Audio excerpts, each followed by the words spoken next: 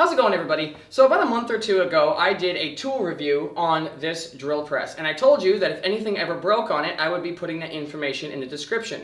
However, I broke this thing so quickly, I decided to do an update video on it as well. Now, I'm going to argue that this was 50% my fault and 50% the machine's fault, because although I am going to argue that I did misuse the tool, it should not have broke under those circumstances.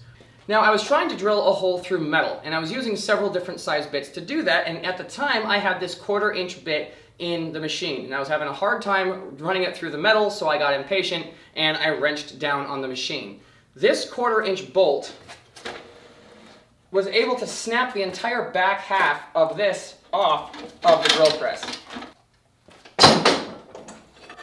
You see that right there? This is where this is supposed to go. So I was able to break off not only just this one, but also this one as well, which tells me that it's possible that there was a pressure crack in here beforehand. It did seem a little bit loose on me, but I didn't look at it before, so I can't guarantee that. But either way, that 1/4 inch bit was strong enough to break this off under pressure. Now, to fix this really isn't that big of a problem. I ended up ordering a brand new part, cost me $30, and they shipped it right to me. I was still under the 90-day warranty, and if I wanted to cause a fuss, I probably could have gotten something for free or possibly returned the whole machine if I wanted to, but I'd already thrown the box away, and I just didn't want to deal with any of that. So that's not on Harbor Freight, that's on me. So to fix this, it's not really going to be that big of a deal, but it is going to be a hassle because I have to take the head of the drill press off, and once that's off, I got to take the collar off, and then I'm also going to have to take the table off. And this is something I talked about in the original video.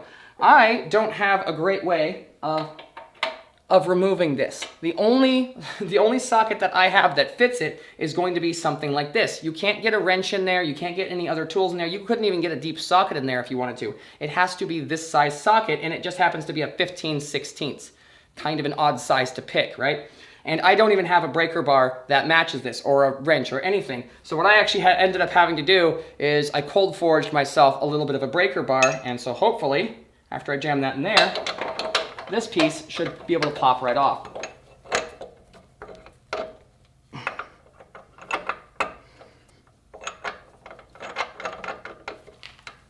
Oh, yep, there we go.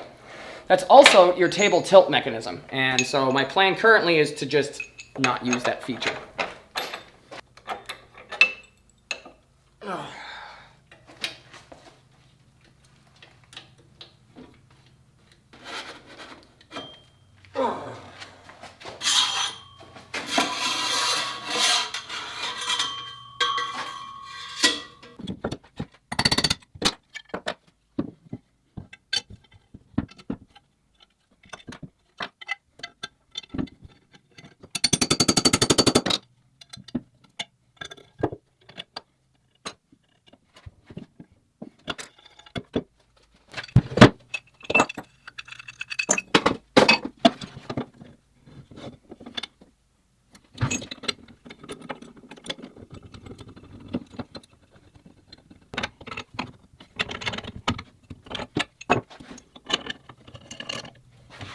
All right, there we go.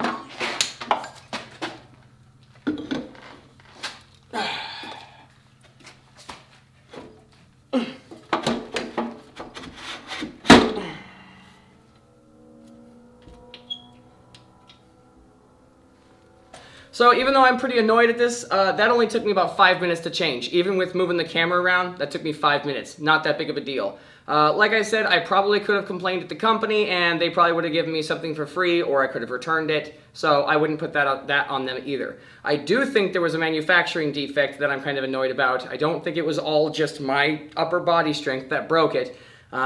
There's no reason that some cast iron that thick should have broken into that force. But what are you going to do? Like I said, it's a $300 drill press. What do you want? If you are planning on buying one of these, I'm going to say the same thing I did on the last one. Just know that you're buying cheap. That's what you're buying if you're going to buy a drill press like this. I wanted a new one, and I wanted to spend as little money as possible, and that's what I ended up with. I still recommend getting this if you're looking for a new drill press, if you're looking for something on the lower end, but that's what you're getting. So make sure that you know what you're buying. Anyway, thank you all for watching. See you in the next video.